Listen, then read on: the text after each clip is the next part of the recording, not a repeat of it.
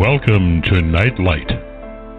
Step away from the mainstream and gather around as we enlighten the world and our realities and travel this cosmic journey we call life. Join us as we share with you and provide that beacon that can guide us all to a better way.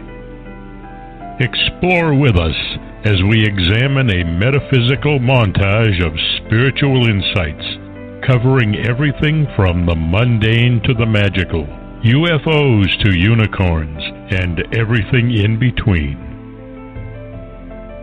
This is a time of awakening, of sharing and evolving, of spreading our wings and soaring on the cosmic breath of creation.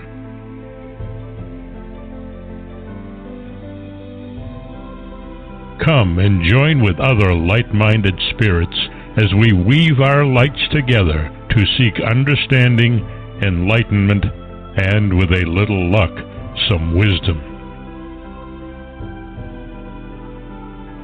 This is Nightlight, a reminder that you are never alone. And now, here is your host, the lovely, delightful, insightful, and all-around great gal, Ms. Barbara DeLong.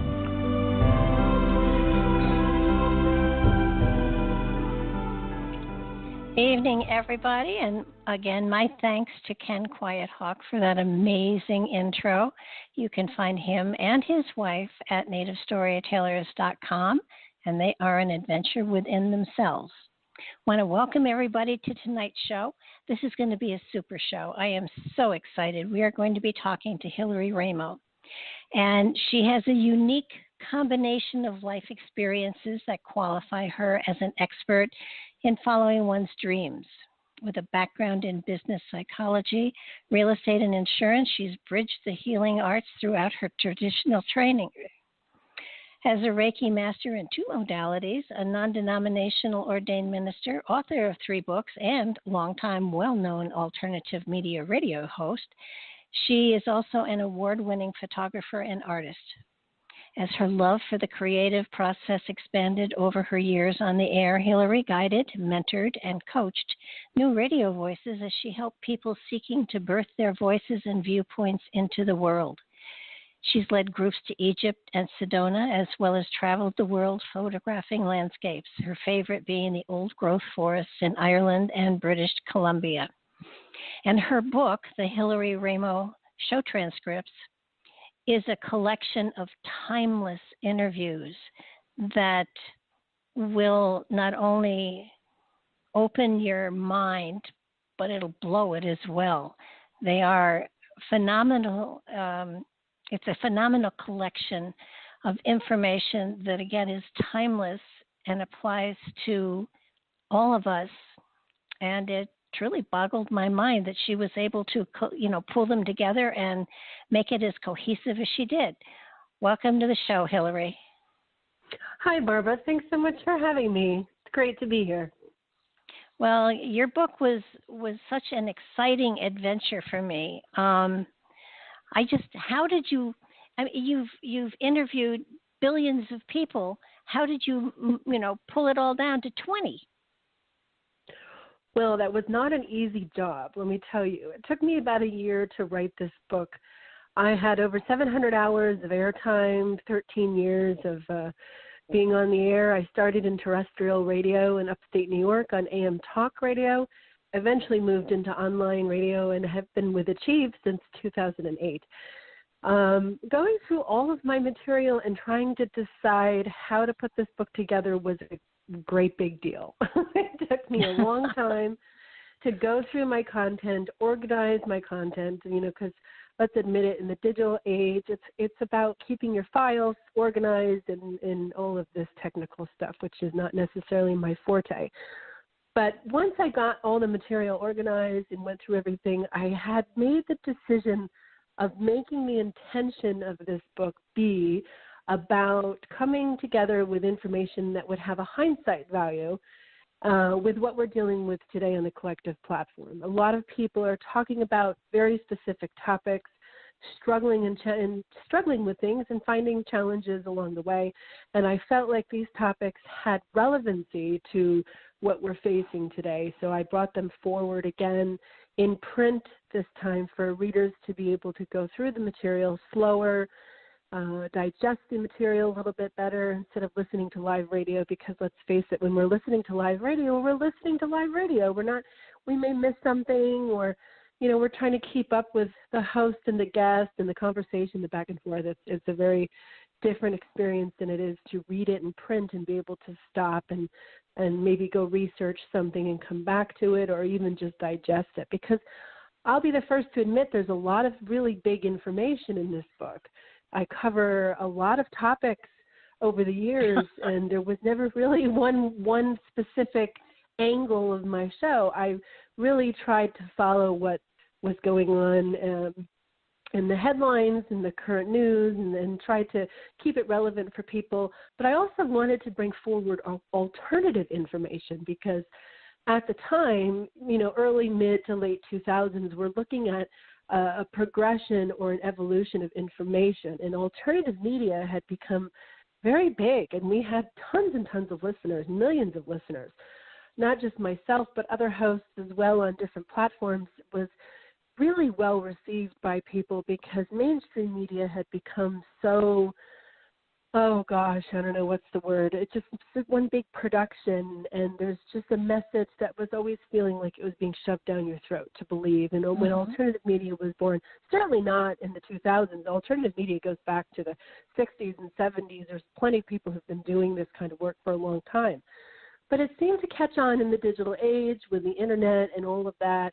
And so picking these 20 conversations, really, I wanted to honor the journey, I wanted to honor the time, and I wanted to make it really a time capsule, if you will, of information that you can pick up and go through at any point and have some kind of aha moment, hopefully, as you're reading through the different topics in the book. So I hope I did a good job of picking the different conversations. At least the reader feedback so far has been fantastic, but also the order in which they're presented tells a story and a progression of something important, and I'm going to leave that to the readers to see for themselves. It absolutely does, and I mean, you've covered everything from 9/11 to past lives to remote viewing to Bitcom to, you've hit it all. And what is really fabulous about your book that I have not seen in other books, so it's probably there, but you made it obvious.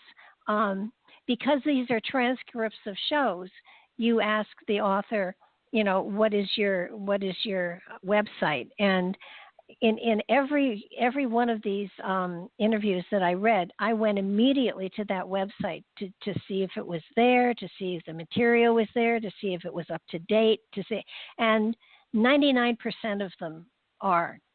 And it's so exciting to you get a flavor of something and you want to go further.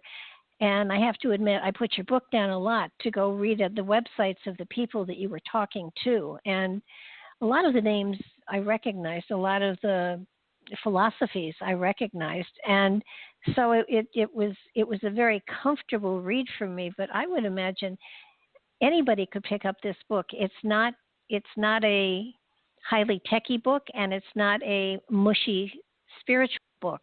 You've done a beautiful job of staying center line, and in many places you bring out my philosophy that creativity is so very important to growing, to expanding, to opening portals to levels of understanding within ourselves. But you've done it in a way that anybody can read and go, oh yeah, that's true, instead of, oh God, did she really go there? and it's really your interviews are just phenomenal. I had such a lot of fun with them because with every author I interview, with every book I read, there's a different flavor to the information, and it comes out in a different perspective. And it's so cool because because everybody's so individual, our perspectives are so different that it takes something like your book to hit everybody, to make sure everybody is getting something of worth and value. And if the message doesn't come across in one way, it comes across on another level in another way. Yeah, this book is really something you can put down and go back to. And that makes me very happy that you put it down to go look up the websites and dig a little further. And because that's what I really hope to ignite in people is a curiosity. And if I can ignite that curiosity, then I've done something well. That's how I see it. Because over the years as a radio host, one of my interests, I would choose my guests, and I was doing all the behind-the-scenes work from myself. I had a producer at Achieve Radio, of course. But it was always me who, wherever my interest was, also at the time, was who I wanted to talk to. So what was great about my run was that I got the chance to talk to whoever I really wanted to talk to. So whatever was going on, I would find something online or, find my way to something, or someone would recommend something and I would check it out, and if it resonated with me, then I would do a show on it. And that was always a great feeling, is having that really in-depth, connected conversation once a week on the air from my listeners who really just were very loyal and faithful and would come on every week and listen and enjoy and give feedback, and it was a fantastic feeling. But what I really felt like was this was almost like a spiritual journey for me for 13 years, to go through and have a conversation once a week with somebody on a different topics. Sometimes for a year or so, or maybe more, I would do specific topics. Like there was a couple years I did UFO shows. There was a couple years I did alternative health shows. And then, we weave stuff in between. But it was always something that was relevant. And I really did try to bring that to my platform, to be able to be of service in helping to get information out. So it's always been a very important thing for me. I don't know. I just get very excited about it. I got the idea to write this book in 2017 on the summer solstice. I was photographing the world's largest mineral collection to scale. It's a private collection, and they're in the process of putting it together for a museum. And I was invited to come and visit and photograph and experience and feel. And I was sitting with this crystal that was about a car-sized quartz crystal. Oh, it was just the most amazing thing. All of these specimens in there were very large specimens for what they were. And I remember putting my hands down on the crystal and leaning forward and having my forehead just a few inches off of it. And it just came to me right away that it was just in images, really. It wasn't like this profound voice or anything, but it was images of going through radio shows and compiling conversations that were impactful. That's pretty much the message in a nutshell.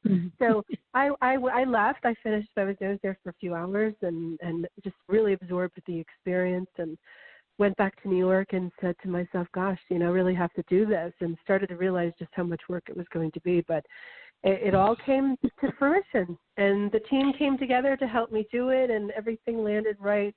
And now it's being very well received, which is fantastic for me as well, because that just makes it that much more of a happy thing for me. Oh, it is. It's an amazingly delightful book to read, and it you mentioned something that somebody said to me a long time ago, and I've really paid attention to. I was talking to a shaman, and they said, you should be doing this work full time. You should be teaching. You should be doing whatever and ever. I said, well, when I feel like I've arrived somewhere, I'll turn around, and if there's a crowd, I'll share it.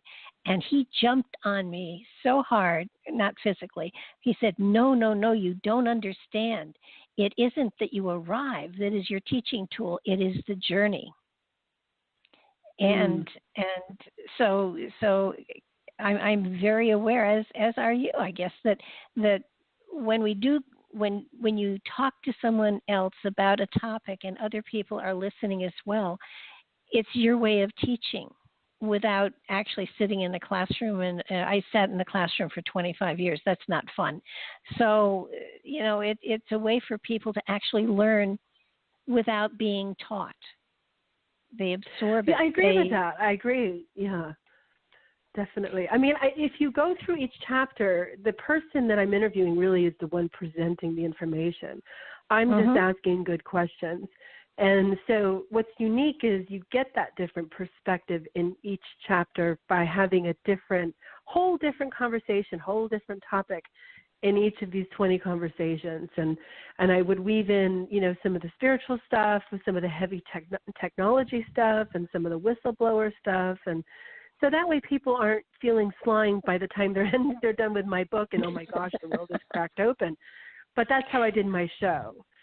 This book is 13 years of my life. It's over a decade of my life. It's my body of work. It's just what I've done. And, it was a closing chapter for me as well because I've moved into the art world and I really love what I'm doing now and it's fantastic. But the radio compilation of sorts over this past year has really kind of brought me back to radio in a way. Now I'm a guest on shows and I get to talk and I really love it. I love it much more than hosting, believe it or not. So I have to commend all of you who are hosts and hostesses because it's a lot of work and people don't really realize how much is involved. It's not just like you need a computer and microphone and everybody can do a show.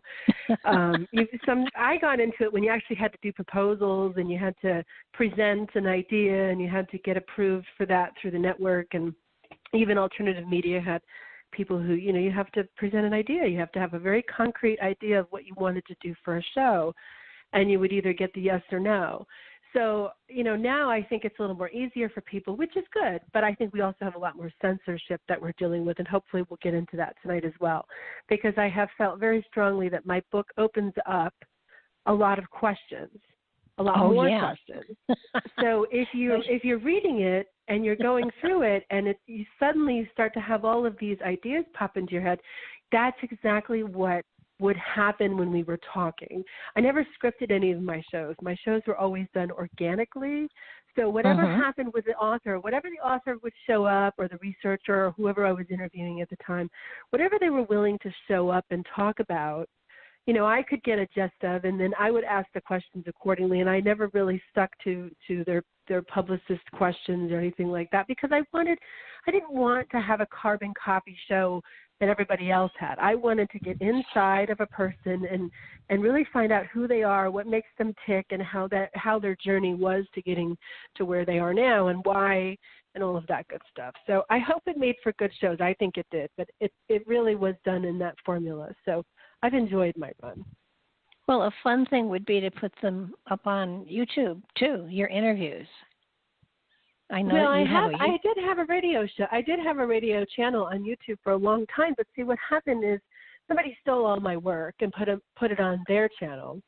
And their channel had a lot more subscribers, a lot more views, a lot more everything. So what would happen when I would Google my name on YouTube is all of their programs would come up, and I ended up competing with myself, with my own videos on my own channel, with my own videos on someone else's channel.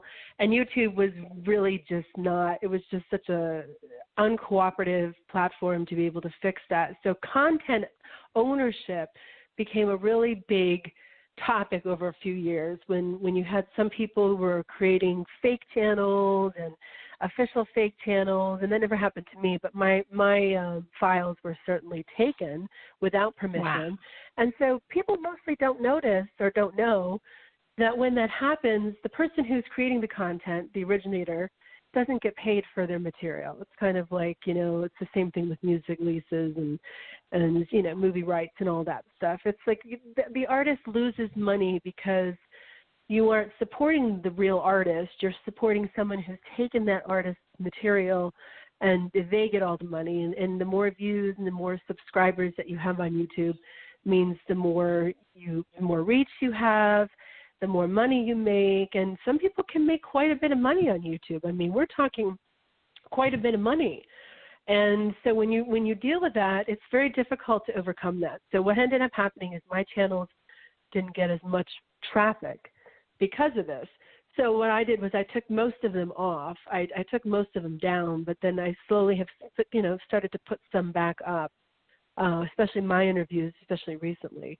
But that was my sad story. And then what ends up with that is you really it can't be about the money. You know, the spiritual No. message for me, Barbara, has been, it's not about money. This is not about money. This is not about whether I sell 5 books or 5 million books.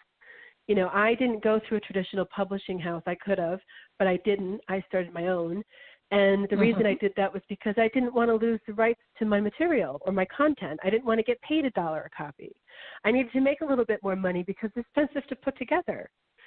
So, you know, that said, the business side of it is what a lot of people don't talk about, don't want to know about. You know, you have to depend on your friends and family and platforms to buy the book, right? And then if your sales aren't that great, then you lose your publicist, you lose this, you lose that, and you just, you know, off you go into the bargain bin.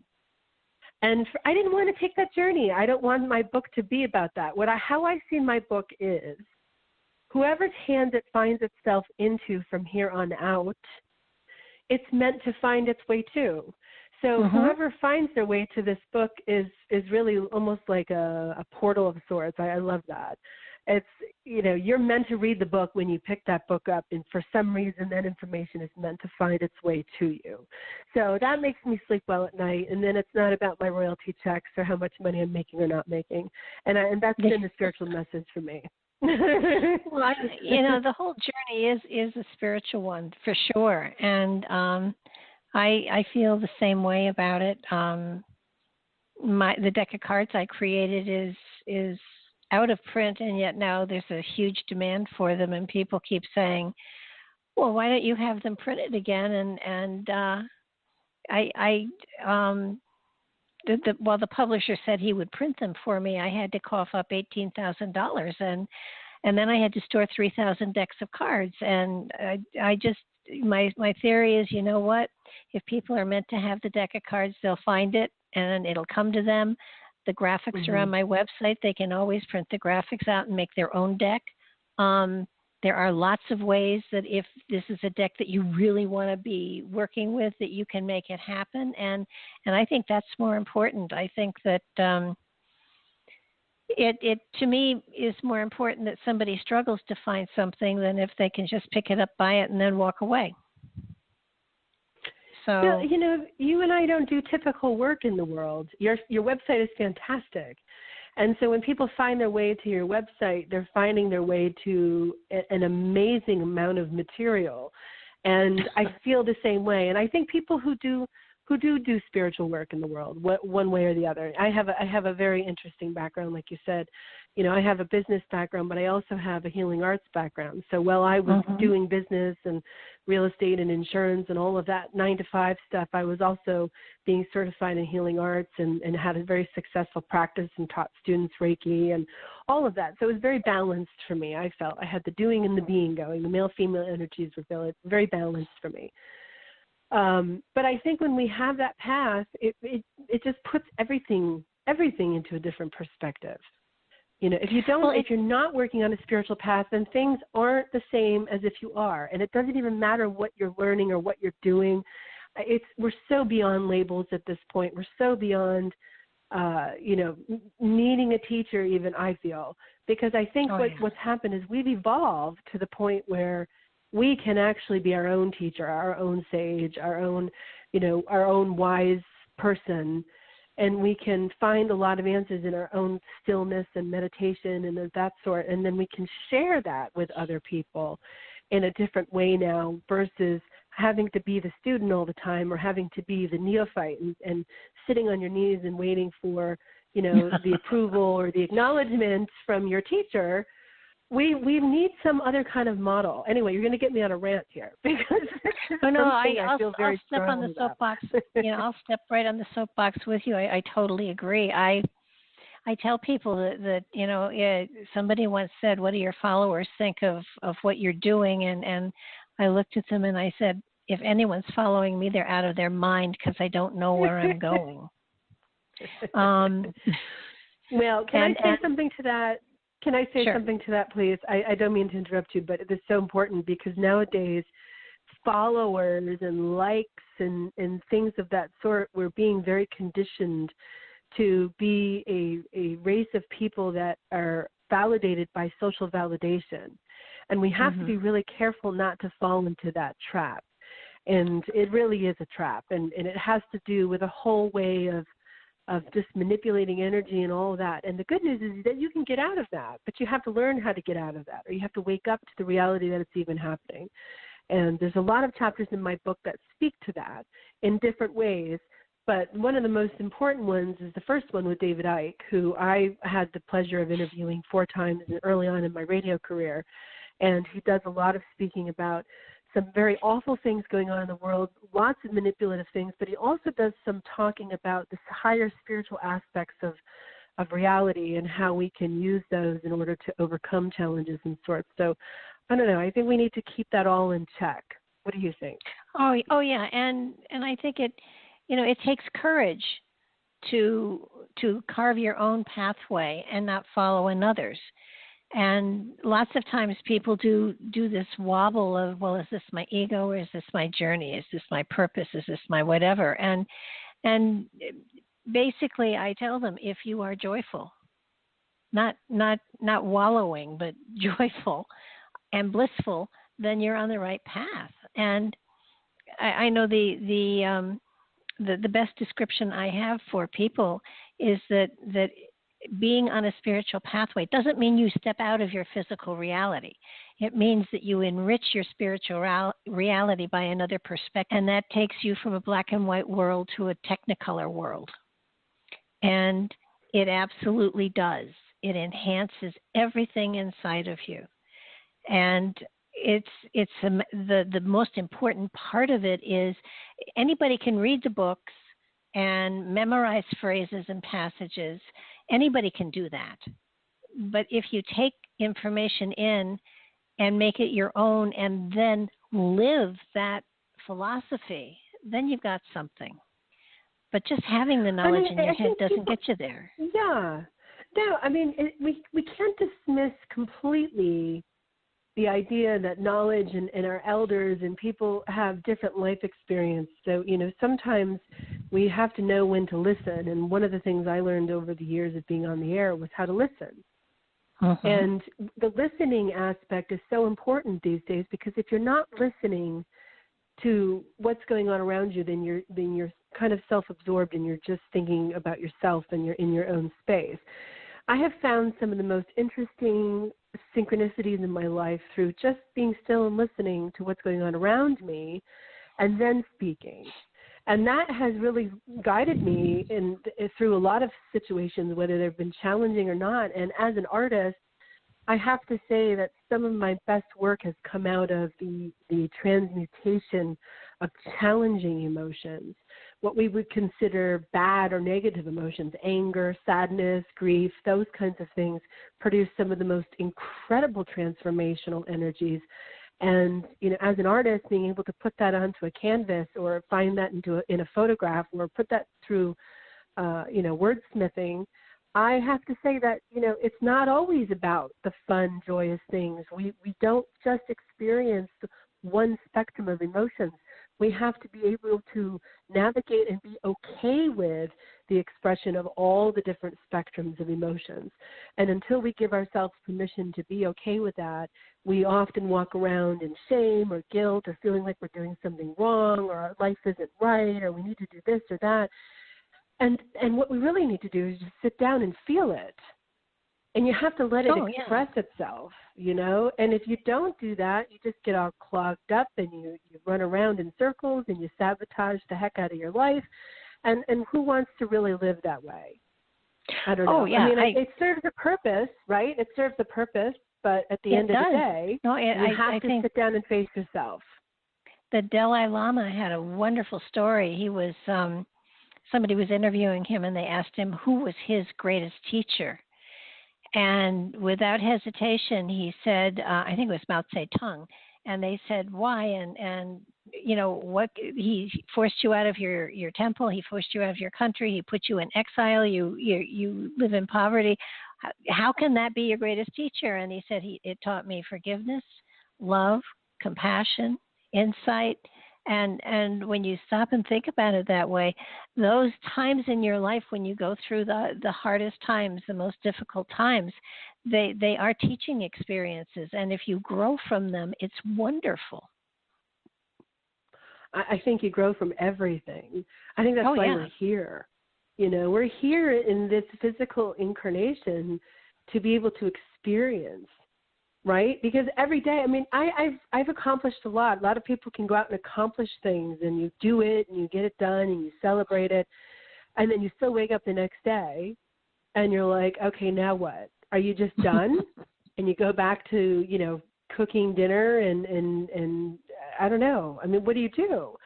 So it's got to be it's for me anyway, it has to be a really well-rounded thing, and I have to keep myself humble through it, because if I go into, you know, just being focused on my accomplishments, I miss the point.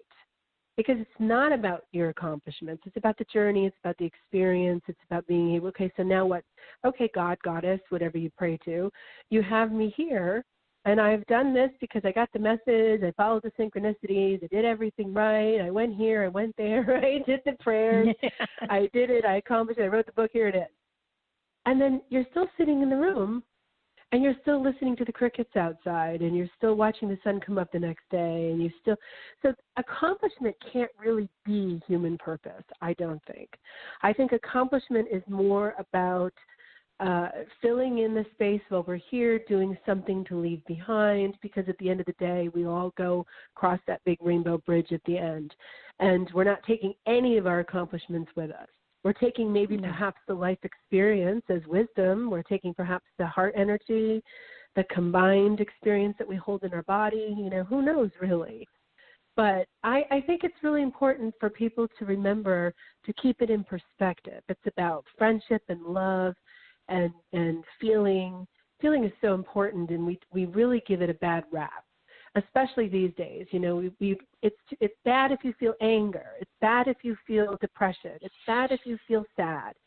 No, it's not bad. It's just where you're at in the moment. And for God's sake, turn that into something creative, or, you know, put that down in a journal, spread it across your canvas in whatever color, you know, speaks to you in that moment. There are so many different ways to express these beautiful things that we feel, and the multifaceted aspects of humanity are really what makes us special and able to relate to other species, to animals, to other people. It's just really, you can't lose if you're doing it that way. You can't lose if you're expressing your emotions in a way that is honoring you, honors your truth, and it doesn't even matter if other people get it or not. And that's another thing that people have to remember. It's not about other people accepting or forgiving or, you know, understanding. It's about yourself. It's about what you're going through in the moment. And it's okay to self-love yourself to the point where you're allowed to cry, you're allowed to scream, you're allowed to be mad, you're allowed to be happy and joyful, and all the different rainbow spectrum of human expression. Well, absolutely. And I think that that's something that's so important for people to understand, that these challenges, these experiences, these changes are meant, they're there for us to grow from, to learn from. And sometimes it's hard to find the truth or the wisdom or whatever it is that's inside of it. But when we do, we move on to even more things. And somebody said to me, well, once you get to wherever you've set your goal for, then what happens? And I said, once you climb that mountain, then there's another mountain to climb. You know, our purpose here is not to you got to go down the mountain. You climbed the mountain, you got to the top, and now you got to go down. So now you got to get tired and sweaty, and you got to go home and make dinner and take a shower. The realities of the journey is the ordinary is just as incredible as the extraordinary. And when we make that connection, we have a phenomenal time. It doesn't mean you don't get sick. It doesn't mean you don't get sad. It doesn't mean you don't get all this. I watched that in the New Age industry over the course of my time on the air. Change. The message was always kind of a spiritual guilt. Well, if you're sick or you're having these emotions, you must be doing something wrong. And I always rejected that because that did not feel authentic to me. It felt like it was, a guilt trip being laid on people who are having very real life experiences. And who am I to meet them in any other place except for where they're at? I worked for hospice for 2 years. I was a hospice volunteer for 2 years. And I have to tell you, I learned a lot about being around families, people dying. You know, everybody says to me, what do you want to do that for? I had to do the hours for 2 years in order to get my non-denominational ministry. And so what I learned from that experience was that not only will people die in different energies because some people are very afraid, some people haven't wrapped up their loose ends, some people have a lot of resentment, families bicker and fight, and it becomes really bad. And then sometimes it's not. Sometimes it's a fantastic experience. Sometimes people have made peace and everything is good and it's okay, and they've told the people in their lives what they need to tell them. So I learned a lot from that, and I've always brought that forward in all of the work I do, no matter what I'm doing. And I've always said to myself, well, at the end of the day, we're human. And no matter how we are perceived by anybody, doesn't really matter. You know, at the end of the day, we're ourselves, and that's who we are. And we're fluctuating, we're transforming, we're learning, we're growing, we're doing all of this deep work, right? Not even knowing it probably, but at the end, you know, we're still a human being crossing over into the big mystery. And how we are with other people at that stage and other stages is really the point. It's the point. Are we going to be open and accepting and loving and joyous and happy, and are we going to be supportive and kind and caring, or are we going to be, you know, separate and cold and self-centered and you know, fearful? I mean, we really do have that beautiful choice. And so I think suffering is an illusion, because if you're suffering, there's something going on inside of you that has said you're not a worthy, special, beautiful, golden being of light who honors their shadow and walks through the different aspects of self with a really good attitude, right? Suffering is something inside of you is telling you that you're not that, and that's a lie. So I think suffering really has to do with people who can't get themselves out of a frame of mind that has to do with somewhere where they're stuck. And then the work becomes, well, where are you stuck? And let's go back and take a look. It's always about that. That's what I've always found in my healing practices, is that all things that come to the surface have a purpose, whether it's pain or love or anything. Well, I think a really good example of that is the young man. He felt like a young man. He probably wasn't really. The very last chapter of your book, John Rosenkranz, yes. Yeah. The kindness man. He's the kindness guru. and he has an I'll Be There project that is phenomenal. And that's what you're talking about, is he finds simple ways of doing random acts of kindness that just spread such love all over the place, and it costs nothing to do. And I think the message with him was so impressive, because, you know, these random acts of kindness that you can do, they mean so much to the people that you do them to and for, and you don't get credit for it. You know, you don't get, you know, merit badges or anything like that. But when you can see, I think one of the things that's so much fun for me is when I'm grocery shopping, if I see somebody who's older, you know, shopping, I make a point of telling them how pretty they look. And you can see a glow coming from them. And it's just, you know, it's amazing. It's so simple to do. And so many people think that to do charity work, you have to, you know, throw money at something, and any idiot can put a credit card on the table or cash on the table. That's not the kind of charity I don't believe that the Bible is even talking about. It's giving of your time, your energy, and your love. Well, we've become a very convenient culture, and financial support is really how we show support now. And, you know, if we give $5 or $50 or $500, it's our way of helping. And it really does help. You know, people really do need money. Bills have to be paid. Food has to be put on the table.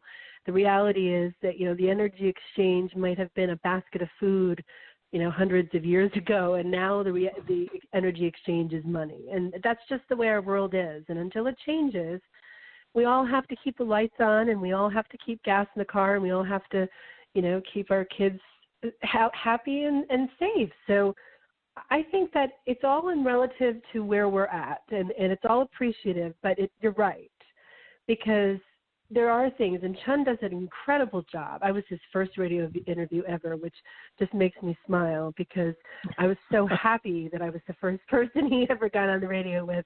He's going to be doing great things in the world. I see it very clearly, and I saw it the first time I met him. So he has an important message, and it's a message that's timely in our culture right now.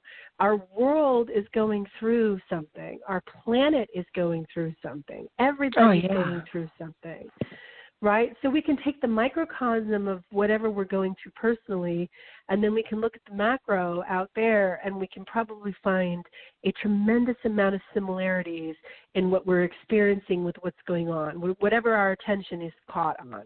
Okay. So, because what I look at out in the world may not be the same thing that other people look out in the world, but we're still looking out in the world. So whatever the mirror is for the collective, it's always something to give us back for the micro. So how people are suffering and how they're going through all these things, kindness is kind of like a magical wand that comes along and clears the clouds and the fog. It's like best thing it's the closest thing we can get to fairy dust, right? Without going to find the fairies. We sprinkle a little bit of kindness. When you look at where all of the flooding is today, and all of the men that have come from all over the place with their boats to help rescue people. I mean, nobody asks them to do it. Nobody's paying them to do it. They're doing it because this is what they do, and it's just amazing to see how they put themselves out there for 16, 18 hours at a time, finding people that need to be rescued and rescuing them, and that person may never see them again, but they have made an impression on that person's life forever. Mm-hmm. Well, some of the most extraordinary moments in my life have been from complete strangers, and it's been fleeting moments. It's been these quick, synchronistic, beautiful, kind interactions, and then gone. Mm-hmm. Right? We always think that our relationships, our long-term connections, our long-term relationships, friendships, etc., are always the ones that define us. But, that's not necessarily true. Sometimes it's the little quick ones, the meaningful interactions or intersections that we experience with other people that really just leave a lasting impact. And Chun's work, going back to him, he really does do that in his work. The I'll Be There project is about helping homeless people in New York City. That's where he is. Mm-hmm. And he goes and hits the streets with whatever he has raised. He buys things like toothbrushes, and in the winter he buys hats and blankets and things of that sort, because these people really need it. And they're forgotten.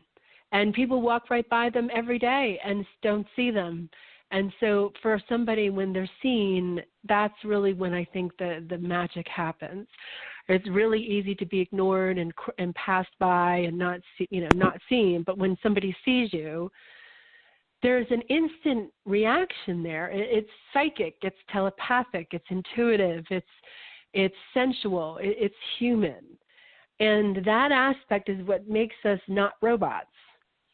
Right? Yeah, thank God. Everybody talks about technology. I mean, I know you read my book, so I know, we're going to have to talk about some of this technology stuff, but that really is what keeps us different from robots or AI or the things that are mimicking human consciousness but aren't quite human consciousness. We really are the biological magnificent miracles of life, and nothing really is ever going to come along and take that away from us. And I think sometimes we lose sight of that. And our humanity is revealed in our ability to be kind to other people, even in the face of hardship or in the face of unkindness. So if you can present yourself as a kind person, feel that in your heart, and not let somebody else knock you off your center, then you've achieved something important, and you've been an important mirror for the person who's unable to achieve that state in that moment for whatever reason, without judgment. It just is what it is. So it's a much easier way to come across your life and travel through it and experience different things and not get so caught in the sticky little gutter places that tend to pull us down and make us feel awful. Or, because like attracts like. That's how I see it, right? And so if you're feeling miserable, if you're feeling miserable and your self-talk is not the most highest self-talk you can conjure, you're going to start noticing things coming into your awareness, things into your circle that are mirroring those self-perpetuating ideals and things that you're thinking about yourself. And you may not even realize it. That's how sneaky this stuff is. Well, it does. But when you do realize it, you can change it. Yeah, it creeps up on you. I served in the pulpit for a spiritualist church for 5 years. And, I didn't do sermons because I didn't feel qualified, but I did sharing. And one of the times that I was kind of trying to figure out what was I going to talk about, I had a neighbor who is an unhappy neighbor, and she's mean to everybody. And this one particular time, she decided to really try to rip me to pieces. And normally, I probably might have gotten caught up in it and ripped back. But I realized just as I was about to open my mouth, I heard a voice that said, "This is a mirror of what you become if you sink to that level." And it was like, oh my gosh, I do not want to be that. Well, it's amazing when you realize. Yeah, it's amazing when you realize the power of being able to stand in your own center and not let other people push you off of it, no matter what they do. And sometimes they'll notice that they're not pushing you off center, and they'll try even harder to push you off center, to engage you in a negative, argument or a fight or something, just something that has that taste. And the more you're able to not engage, and maybe you just need to turn around and tell that person to leave. So wherever you're putting your personal power at any given time really depends on where you're at in your own path.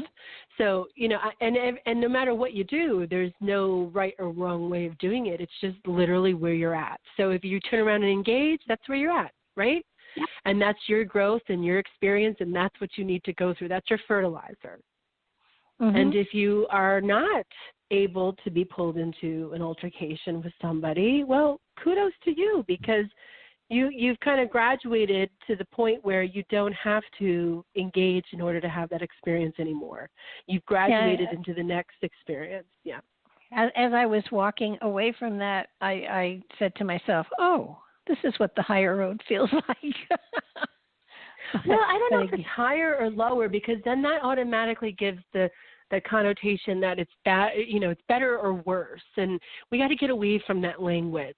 I believe that language has done us a lot of disservice, because when we're going through these experiences, whatever it is, if it knocks us on our butt, right? Well, that experience is what we're supposed to have. And we're supposed to learn from that. And we're supposed to get up, and we're supposed to, failure for me has been a great teacher, right? Success as well. They're two different taskmasters. They have their own flavor of learning and teaching, and going through both of them has been very helpful. Even though one might feel better than the other, it doesn't make it any less valuable. So we have to start looking at all life experiences valuable and a learning process. And I think we can change a lot of the attitudes around about what's going on in the world if we take a look at it that way instead. Oh, yeah. And this journey that you're on, that all of us are on, is such an exciting adventure. And it is how you perceive it. It's what we perceive. Our reality becomes a manifestation of our perception. And you kind of need to sort of focus and refocus from time to time as things change. I know that it's been an adventure for me being in this field for over 50 years, just seeing the changes in the different modalities that have come out of it and the different ways that people are finding to begin to search within themselves. And that's my biggest thing is, we have all the answers inside of ourselves. We have a piece of the infinite within inside of us. That's where we should go for that information. And if you need help finding the pathways within you, then there are tools that you can use that can help you to get there. And I am overwhelmed and humbled to see people not coming and asking me to tell them something or to whatever, but to give, can you share with me the tools that I can help to find myself my own way? And that is such an exciting thing for me. Well, of course. I mean, who doesn't want to help with that, right? I mean, it's one of those things that we get to be of service in a really special way, for sure. I mean, at the root of all of this is healing. And healing is something that people can be very uncomfortable talking about, or they can be over comfortable talking about. Healing is personal, it's private, but it's also something we need to learn how to reach out and ask for help when we need it. I know who I can go to when I need, a tune-up, I call it. If I want body work done or sort of, I have the people I go to. And that's what I tell people. Find people you're comfortable going to in times when you need the support.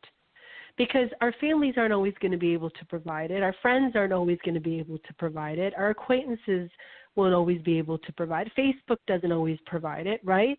We have to be able to go to somebody that we trust, that holds us in a sacred space and makes us feel safe, and that's self-care.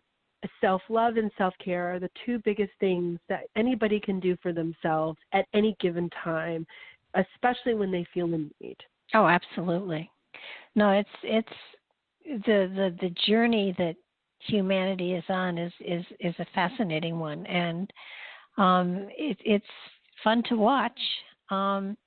And every now and then participate in. It's kind of like, oh my goodness, are we really going in this direction every now and then? But we always seem to come out of everything okay. So I have very high hopes for humanity as a whole. So, but I wanted to touch a little bit from your book. There are people. Everybody in your book is on a journey of some sort, according to their own level of consciousness or their focus or their everybody is on a journey. And it was fascinating to read the different stories and see how different people were reacting to the different challenges that their spirit was pulling into their lifetime. Who was it that who was it that did the 1111 one? That one. Oh, Hillary Carter. Hillary Carter is one of the most amazing people on this planet. Okay, I remember finding so I have to tell you this story. It's a great story. I was going through this time where I was seeing numbers. 1111 was on the clock all the time. It would be on my, my phone. It was just all over the place. And I'm like, oh gosh, what's happening? And some people were talking about it, and oh yeah, this is happening to me too. And oh, it means this, or oh, it means that. And as I was looking for a guest to book, I came across a publisher's website, and the first book on the page was the 1111 Code. And I said, oh my gosh, I have to get this book, but I also have to talk to this woman. And her name's Hillary. She spells it with one L. I spell mine with two. So anyway, that's funny. I'll come back to that. So I have the publisher send me the book and put me in contact with Hillary. And she's just this lovely British woman, and she's just adorable. So she reaches out to me, and we make the arrangements to do the show. She comes on. I read her book, okay? Because like you, I read all the books that come in and that I'm doing shows with. If I choose a person, I read their book. I absolutely loved this book, okay? She tells the story of when she bought a convent in one of the countries. She lives between France and England, and I think she had bought this one in Spain. And so she was buying it, and it was like this 1600 old monastery, and it has all this amazing Templar history. And she just has this phenomenal story about her whole synchronicities that went through, because her whole premise is 1111 has to do with synchronicity.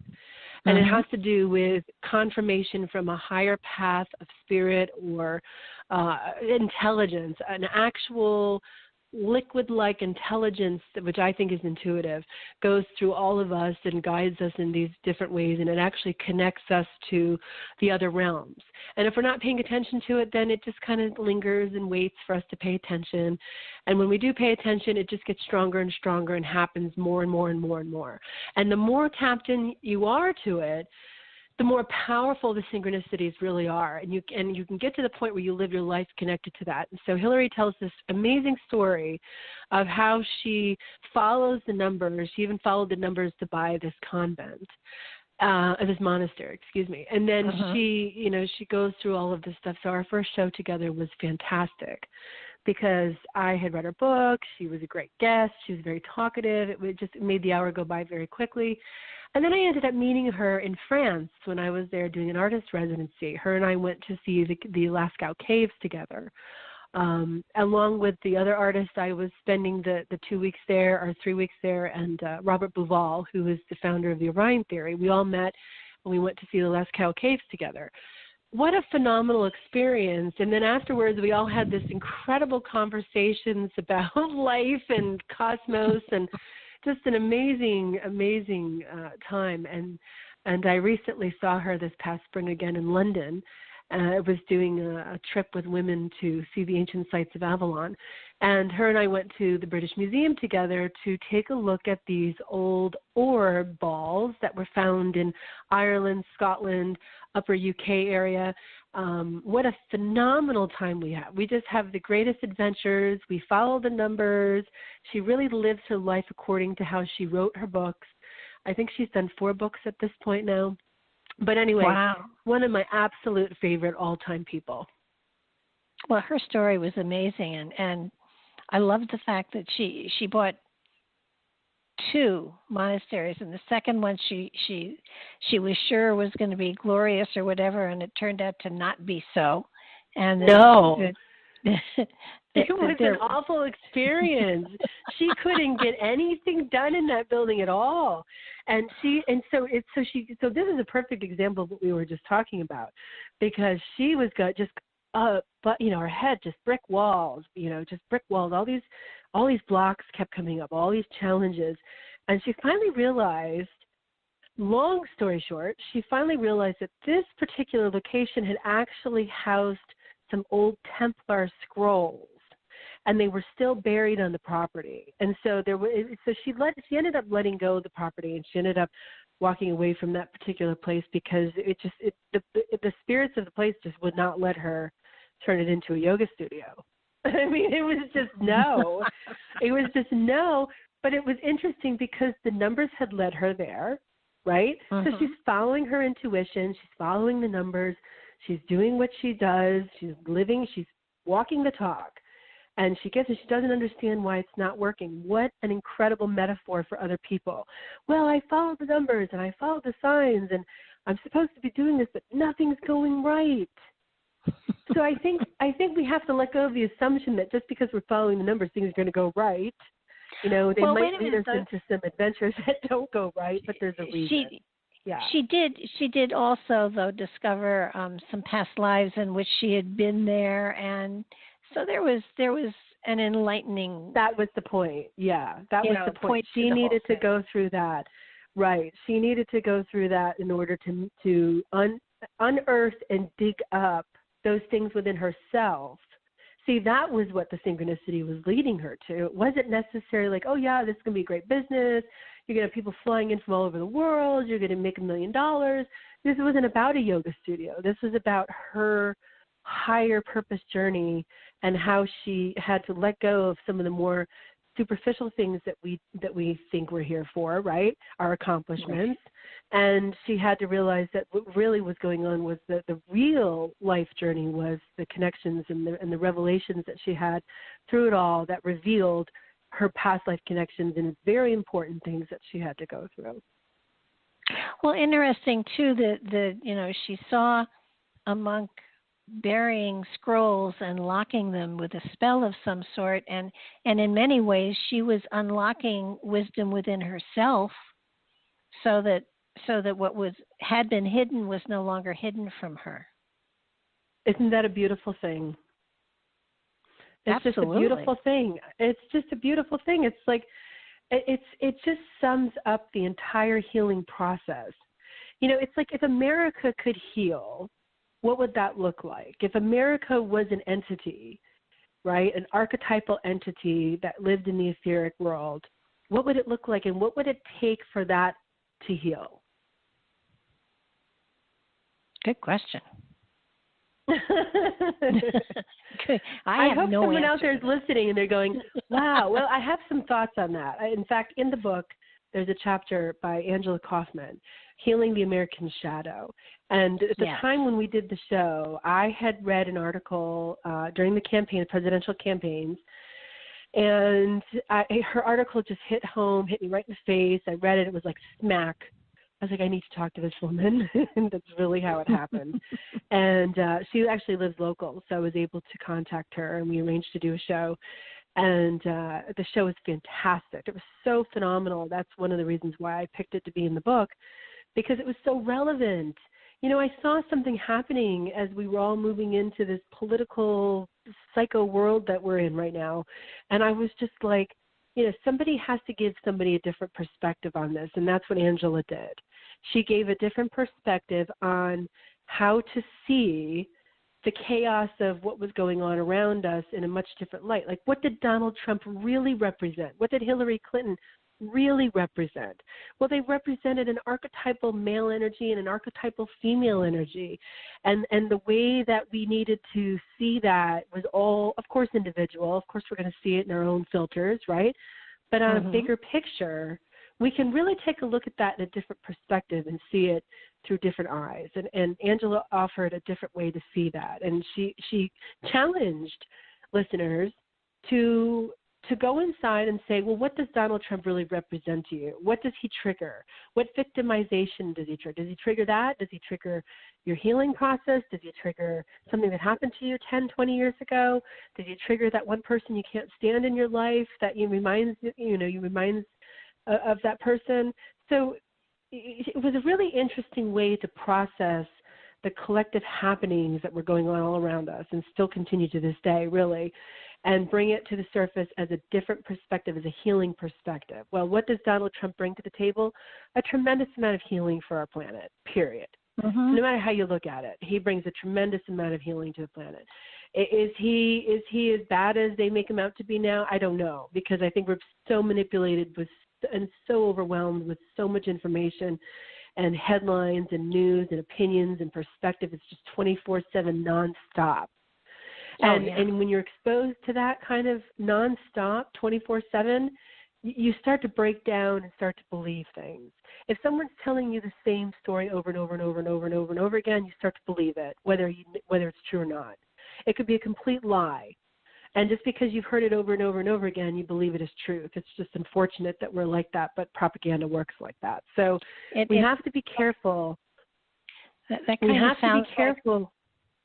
Yeah, go ahead. I was going to say, you had something on your Facebook page about truth and lie. Yeah, it was a good, interesting story. It was a 19th century story. It was associated with a painting.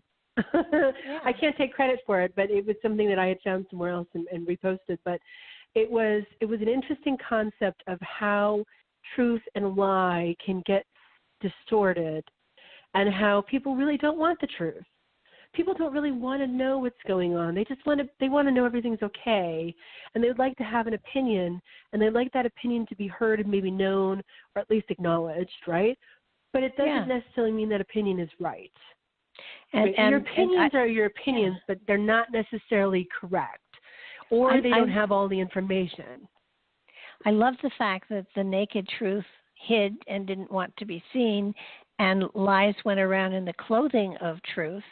And, were accepted. I loved it. I mean, if I were a needle pointer, I think that's really relevant.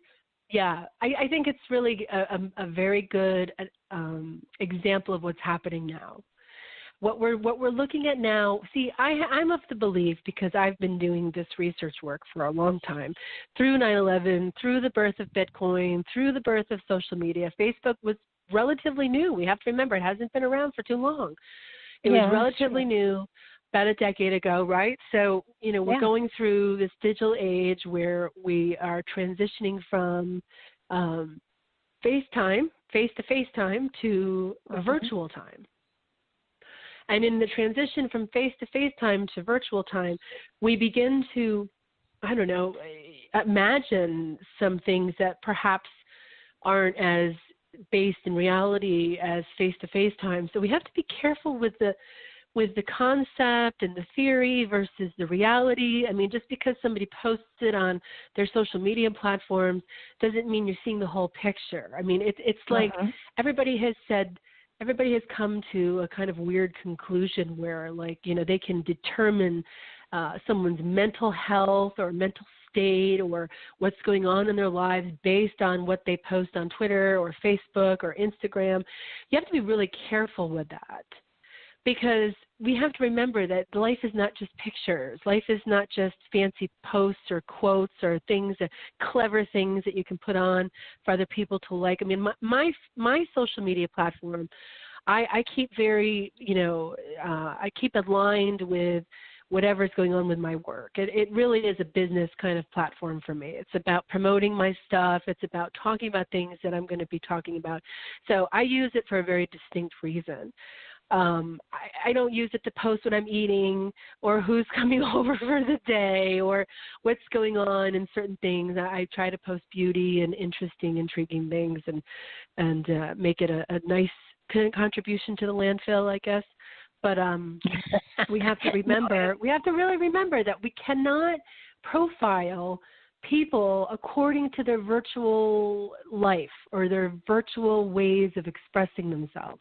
We have to remember that there's real human beings behind these things that have insecurities and hopes and dreams and things of that sort, just like we all do. And you may not be seeing the full picture, and that's okay. I mean, I think that's okay, and I think I would expect that, right? I wouldn't expect someone to just lay out every single thought and thing they're doing all day long on an endless stream of digital acknowledgement. I would hope people would be a little more cautious about that.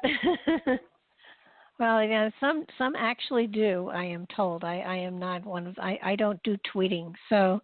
And I use my Facebook for basically advertising as well. So, if they want to learn about me, I guess they will just listen to all the shows I've done, and that'll be kind of all they get, because the rest of it, I try to keep private. Private is, private means private, that you are entitled to a piece of yourself or so that you don't share with everybody.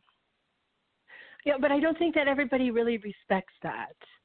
I think it's become a cliche. I think it's become this weird thing where privacy, in my opinion, is basically dead. And if you want privacy, you have to build it. You have to have boundaries.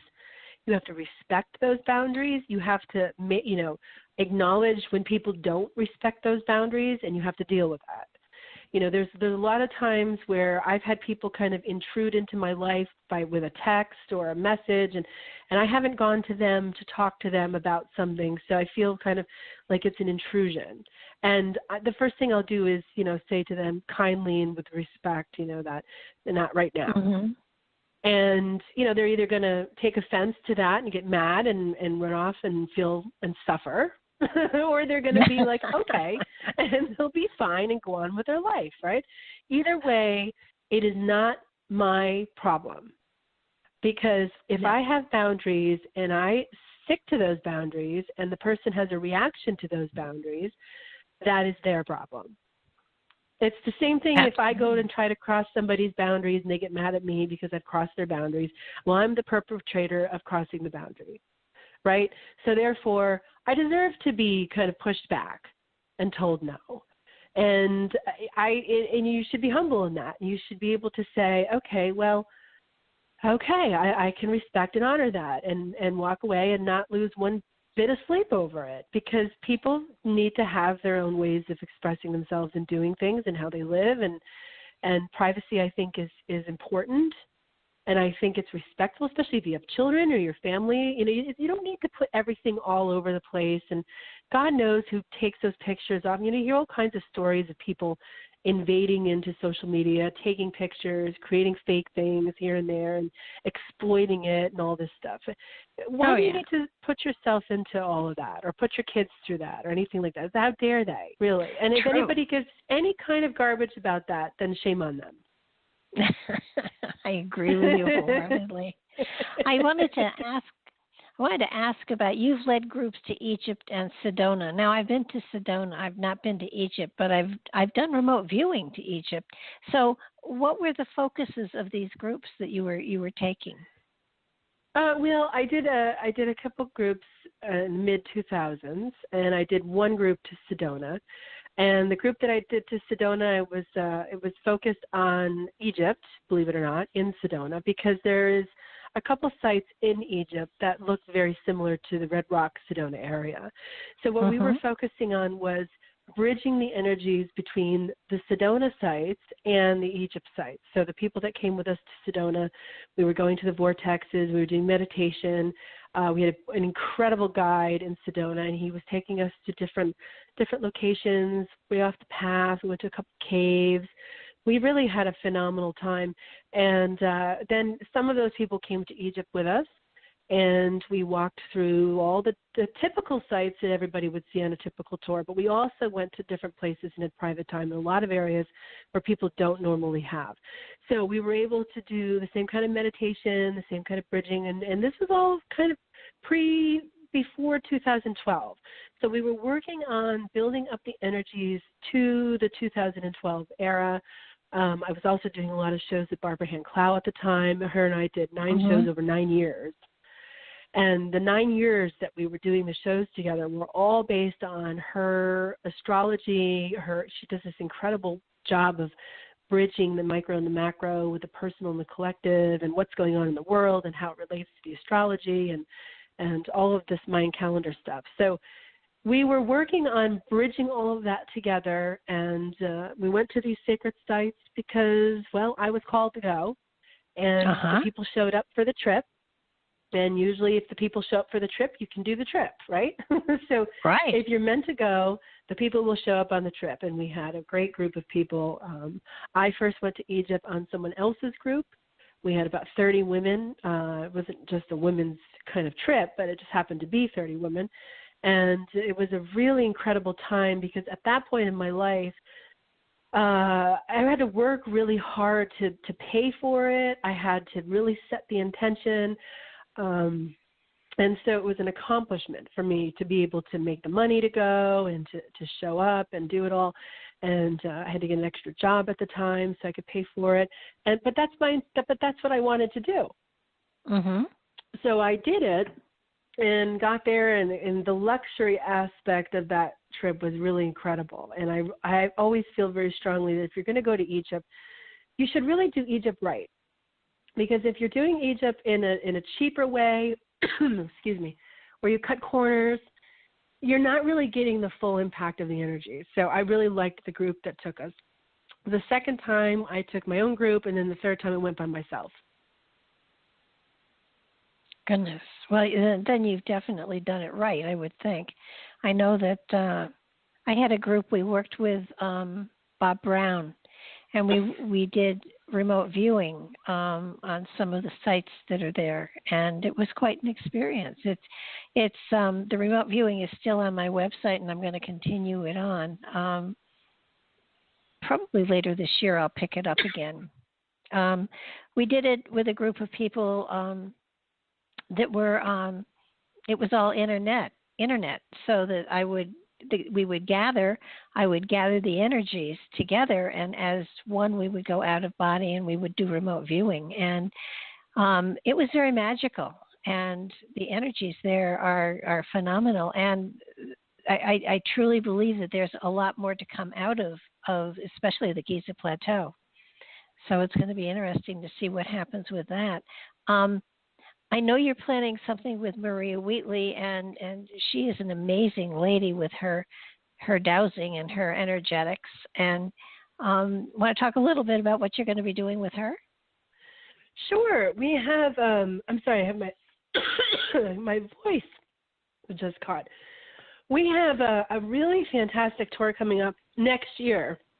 She's going to be coming to the United States, and we're going to be going around to some of the megalithic sites, stone chambers, some of the different things that America has. And she's going to be doing some special teachings talking about the connections between the work that she does in the UK and how they came here in America. And we're going to go to these sites and do meditation. We're going to do some dowsing work. We're in the process of putting that together right now, so I don't have any details yet, but you can go to my website and you can send me a contact on my website, and you can let me know you would like to stay in touch so that when the trip releases that, you'll be one of the first people to get the information, because I know this is going to sell out. We already have people who want to be on the tour from this country and other countries, so it's going to be an exciting time. It's going to be a week or so. So it's a relatively short tour, but we're going to go down to some of the Catskill sites. We might go to America's Stonehenge. There's some other sites we're considering as well, maybe Cahokia, Serpent's Mound in Ohio. So it'll be a northeastern United States tour. And I know you've done a lot of work with the stone chambers here, and I've been visiting them for, probably 15, 20 years now. Very special places. They are amazing. Are you going to hit any of the stuff in Michigan? The copper probably sites? Not. No, probably not, because it's going to be about a week. We have to keep it to specific sites that are easy to get to relatively in the Northeast, because I'd like to take people up through the mountains. The leaves are changing. It's an incredible time of year to be here in this part of the country. So I can't really give you too much details because we haven't really done the put it together yet, but we're in the process of doing that right now. So we have all the details coming together. So the only thing I can really tell you is it's going to be amazing, because I have an idea in my head where we're going to be, and she's also choosing the sites she wants to go to. Well, it's about time that somebody paid attention to the archaeology and the historical sites that we have here in this country. Most people, when they think of ancient anything, they think of Egypt, Rome, Greece, maybe Crete. They don't think of this country. It's almost as though they acknowledge, all of Europe, and they acknowledge Egypt, and they acknowledge South America, and China. Don't forget China, and the Yellow Emperor and his terracotta army and all of that. But they tend to totally negate the fact out that this continent is just as old as all of those and has just as much in it, if not more. That's because we're a young country who has really a lot invested in keeping a control on the history of America. You learn what you learn in school, right? You're indoctrinated into the typical American history. You learn all your dates. You learn the wars. You learn what's important. You learn who won. And you're not given any kind of ancient relevance at all. So America, I feel, has a soul crisis. Okay? I think it has a spiritual crisis going on, because everybody that's here comes from someplace else, right? Supposedly. Yeah. You might be born here, but your heritage is probably not pure American. It's probably European. It's probably South American. Who knows, right? But when you come to America, it's like a potluck of different nationalities, people coming from all over the place. But we don't look past the Native Americans. We don't look past the history of the Native Americans. If we look past the history of the Native Americans, we start to realize that the step pyramid at Cahokia definitely has something to do with much further back than just the Native Americans. So we really have kind of a soul crisis, where an identity crisis, if you will. And the West is, their eyes are usually focused on much more modern materialism. We don't have a deep spiritual practice as Westerners. You go east and you have a very obvious deep spiritual heritage. You come here, it's definitely, the mall. It's the mall. Yeah. It's the city life. It's the partying. It's the capitalism. It's the materialistic stuff. It needs healing. So Maria and I are going to be going to these sites with the intention of healing this energy, and we're going to be using dowsing tools. We're going to really have a fantastic time. But it's not just about that. It's like if everybody started to go to these sites in a way that was respectful to the energies they hold, imagine how that would change the American energy. Oh, yeah. I mean, it's, there are sites here in this country that take you back thousands and thousands of years. I know that when Thomas Jefferson sent Lewis and Clark out to find the Pacific, one of the things he had told them to do was to see if they ran across. There were papers that were, before they started finding the New World. I mean, we weren't lost; we were here. And the papal bulls said that basically a country could claim the property for themselves unless there were Christians there, and if there were Christians there, they couldn't claim it.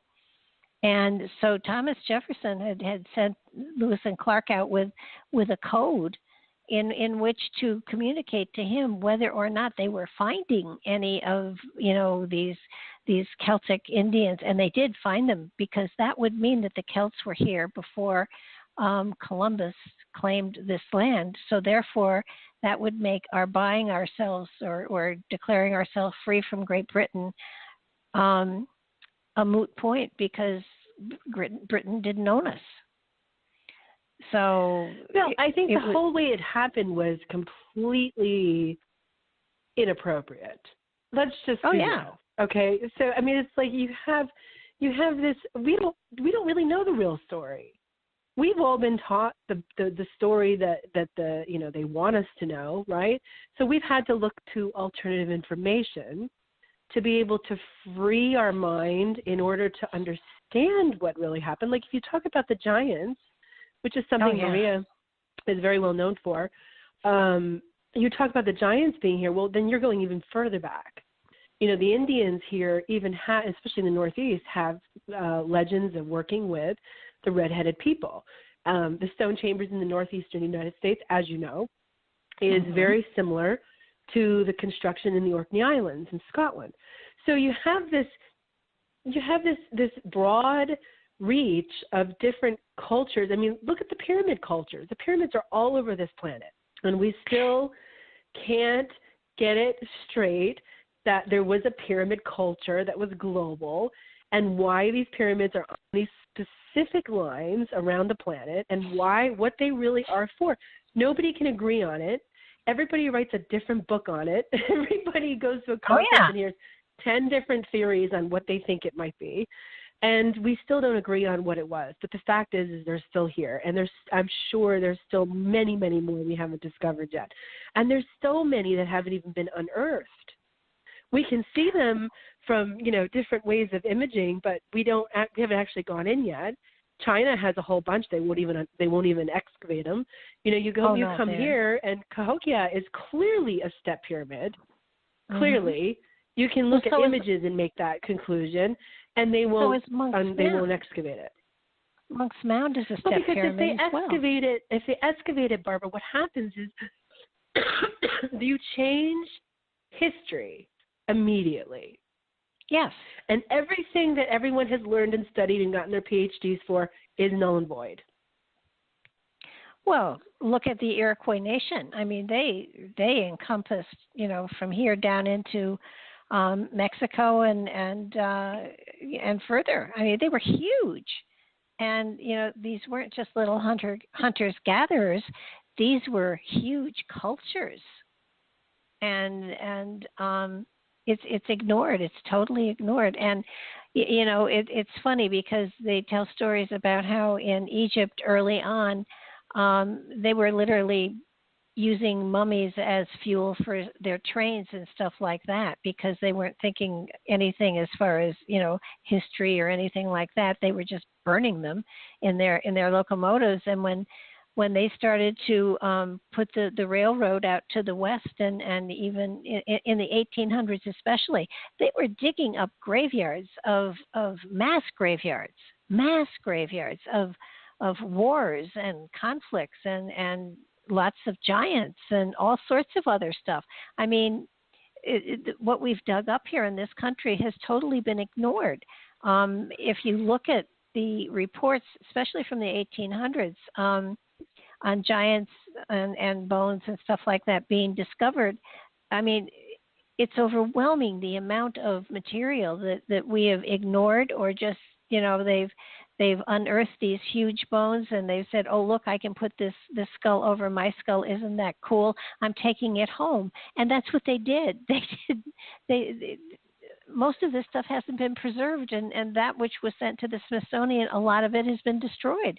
So because or it's of our stuck in a basement somewhere, or it's stuck in a basement of one of the museums in a box away. Absolutely. And the only people that can get to any of those artifacts are, the carefully vetted people that they let in. So you have a system that supports secrecy. You have leadership that supports secrecy. And until we have leadership that doesn't support secrecy and allows us to be able to really take an honest look at the realities. I mean, Christianity has done a lot of damage. Okay, it is not the all-seeing wonderfulness that it claims to be, and you still find people in very high places in our society here in the West that just they are just bent on the whole Christian phenomena, and that's it, and that's their shell, and they don't let anything else in that's not that. And they run industries, and they run this and that, and if you're not pledging your entire being to their version of God, then you don't get in. You don't get into the universities, you don't get into the basements of the museums, you don't get into some of the success rings that exist. You just don't move into those things. The gatekeepers that hold those keys will not let you in if you don't believe, because their belief systems are so strong, and it's like this club or something. It's bizarre. You can call it whatever you want. You can say it's this or that, but at the end of the day, if your theory could be solid, you could have solid evidence, and you're just going to get ignored, and you're just going to get blacklisted. You do begin to wonder, because Christianity originally absorbed the pagan religions into it so that they became one.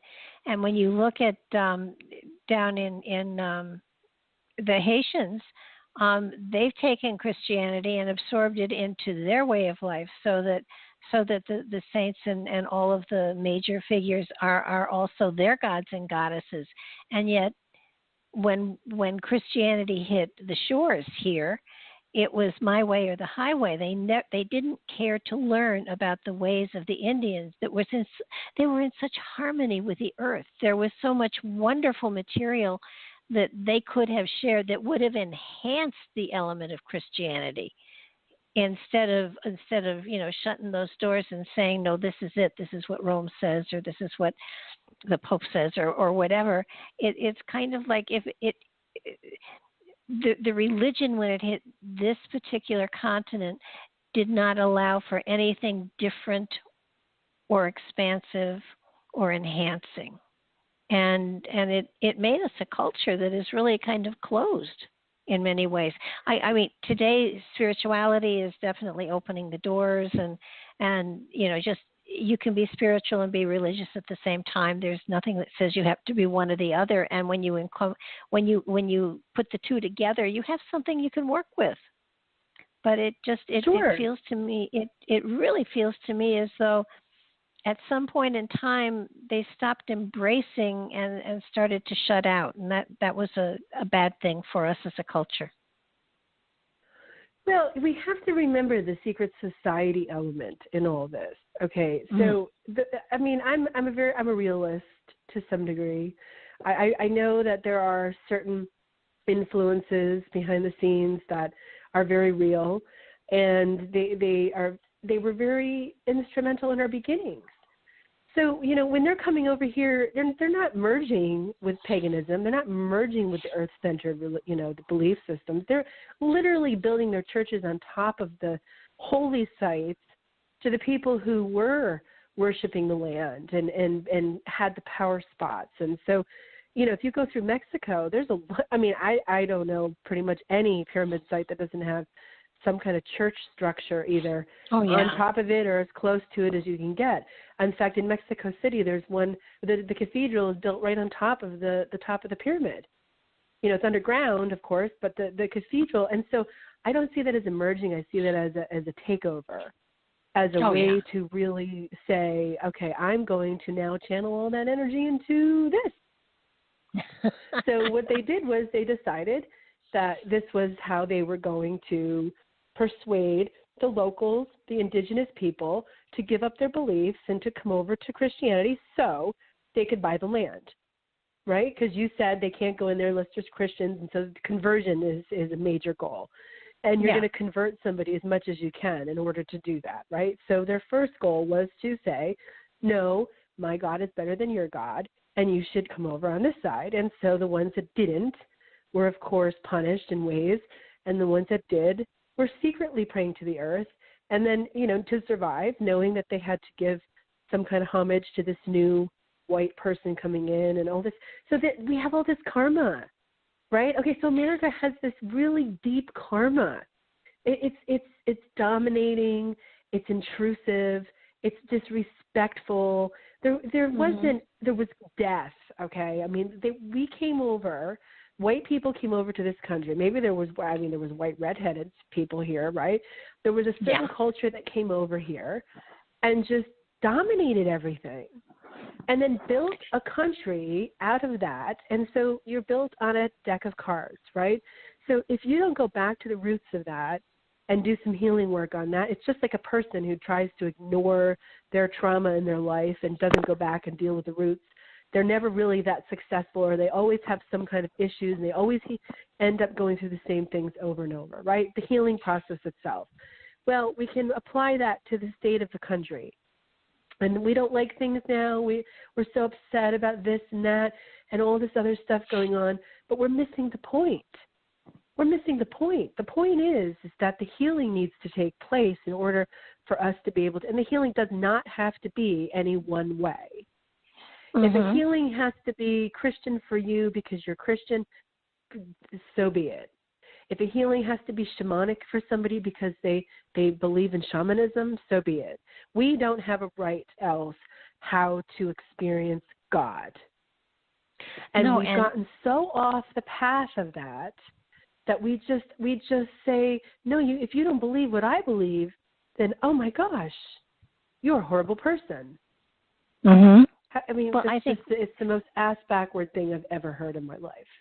One of the interesting things is that churches, especially in Europe, are built on power spots, and those power spots were usually used as healing spots for the indigenous people. I think one of the cool things about this country, if you go back thousands of years, is that the indigenous people, whoever they were, would recognize that when animals were hurt, they went to a certain spot and they became healed. And so they started to bring their sick to those spots, and they found that they were healed. And so that's where they would build their altars or their whatever, and they became the central pieces of the town. And that's when after hundreds and hundreds and hundreds of years, that's where the major forms of worship happened. And so these energy spots are energy, and energy does not have a denomination. It's energy. It's love. And it can be expressed through any language, culture, or religion that you want. But the energy is there. And what is sad is, it's there. It's there for whoever is there or wants to use it. And it's a matter of, are we going to get to a place in time where we understand that it's meant for everyone? It's not exclusive. It's meant for everyone, those spots. Yeah, it's like geothermal, energy that's coming out of the earth, right? And sometimes those are positive, sometimes those are negative ions, right? So it's not a good or bad thing. It's just different energy. It's different. It's real. It's what it is, just how you explained it. But there are different properties to it. And those different properties might make us feel differently, right? We might feel really light and uplifted in one spot, and another spot might give us a headache, for example. So it's like these different energies work through the earth, and we come from a culture, ancient culture, that had master abilities to understand these outlets of earth energy, right, and how they work and how the cycles were. And they were in tune with the weather, and they were in tune with the animals, and they were in tune with keeping their environment clean. We have become a disgustingly contaminated planet. We are not leaving behind pyramids. We're leaving behind garbage patches in the oceans. We're killing ocean life with our policies, with our oil, our fossil fuels. There's so many things that we're doing, allowing to happen, that are not in line with the way our originators were at, right? So they were working in a completely different paradigm. Our paradigm now is, well, we can all think it, we can all feel it, we can all meditate on it, we can all share it on Facebook, we can all have meetings and meditations and go on trips and go do these things and sort of, but we still come back to the same culture at the end of that. We still have Walmarts, and we still have GMOs, and we still have vaccines, and we still have all this stuff that we haven't made right yet. And until we make these things right, the earth is going to just continue on. We're the ones that are going to be dying off. The earth is just too powerful of a being itself, and it regenerates, and it always intervenes. So there has been climate change. There have been climate change. Go ahead. There have been 5 mass extinction episodes with the Earth already. So it shook itself off. It got rid of everything, and life started again. So it's a matter of, are we going to make choices that enable us to stay here, or are we going to get shaken off and the earth will just go back and say, okay, let's start with a single cell and see where you go now. Well, in the meantime, we should just have fun and do what we love. Because if the earth, we're approaching the 6th extinction part. There's a lot of scientific fact about that we're overdue for a massive extinction event. And if you watch the Ring of Fire and the volcano eruptions in Hawaii and the strange weather going on, a lot of people will say that's man-made or that's coming from HAARP or things of that sort, which it could be. But at the end of the day, Mother Nature is much better at keeping balance than we are, and we've proven. So she's gonna wake up and she's gonna switch, and the poles are gonna switch, and the sea ice is going to melt because it's cyclic. And, of course, we're adding to this. We're adding to it by way of being completely mindless when it comes to respecting the balance of the ecology that we have. It's so sensitive. We have animals that are becoming extinct that shouldn't be. We have oceans that are becoming contaminated and lifeless, and they shouldn't be.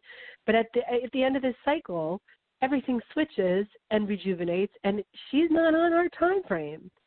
She's not on our 100 life year spans, right? She's on eons and eons of ages spinning through this cosmic soup that we're in, going through their bigger cycles, and we're not in tune with that anymore. It's lost knowledge, really.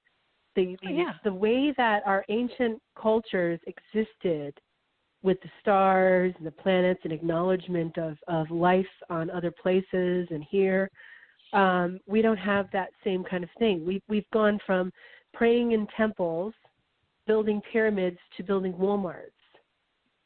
Think about that for a second. Oh, that's so sad. Think about that for a second. Okay, what are we going to be known for, really? So it's a matter of perspective, but it's also a matter of, let's be realistic about this. I think what happens too is people have this cellular memory of the richness and meaningful life that was. I believe in genetic memory, and I believe that we hold the memories of every single ancestor that's come before us.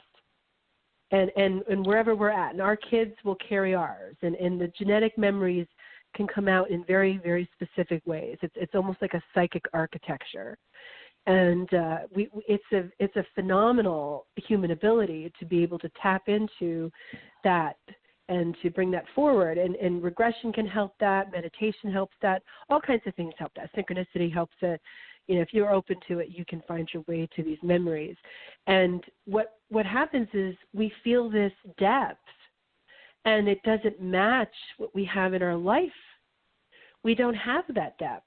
How many people live in a neighborhood where you don't even know your neighbors? We're not community. You know, community was the tribe. Community was, the people were taking care of each other. You can see that very clearly in the Native American, the indigenous cultures. They still have that sense of community, and we don't have that. We've lost that in these cities. We've lost that in ways that are, really, really deep, meaningful community connections that have a cosmology attached to it. We are almost different species, really. Oh, yeah, I know. I agree. And I think one of the things that has bothered me on and off for the last decade or so, we have our antiquity, our pyramids that go back 2,000, 4,000 years and things like that. And I look around and I think, okay, in another 2,000 years, what will my generation have left that will be enduring enough to live or exist for 5,000 years? And I see nothing. Mount Rushmore, maybe the only thing that will be left of this particular generation. And that's really kind of sad. No, just because we put it in stone. I mean, like anything that's been put into stone will be here, right? I mean, hopefully the beautiful temples in other parts of the world that are relatively new or ancient, old, medium, in between somewhere. I mean, we have it here. We just don't know it. That's why Maria and I are doing this tour, because we need to come back to the reality of our ancient roots here in the United States.